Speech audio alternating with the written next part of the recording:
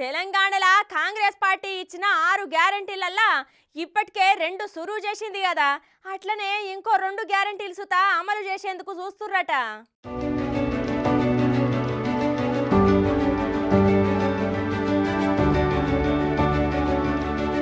ఇక ఈ నెల 28న కాంగ్రెస్ పార్టీ ఆవిర్భావం ఉండుతోనే ఇంకో 2 గ్యారెంటీలు మొదలుపెట్టడానికి అన్ని ఏర్పాట్లు చేస్తుంది కాంగ్రెస్ గవర్నమెంట్. అయితే అందులో ముఖ్యంగా 500లకు అందించే గ్యాస్ సిలిండర్ పథకం గురించి ఇప్పటికే సివిల్ సప్లై శాఖ ఉన్నతాధికారులు విధి విధానాల మీద కసరత్తు చేస్తుర్రట.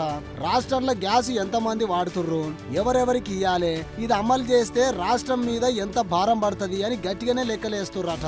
అటనే తెలంగాణలో 1,20,00,000 మందికి గ్యాస్ కనెక్షన్లు ఉంటే నెలకు 60 లక్షల సిలిండర్లు వాడుతుర్రట.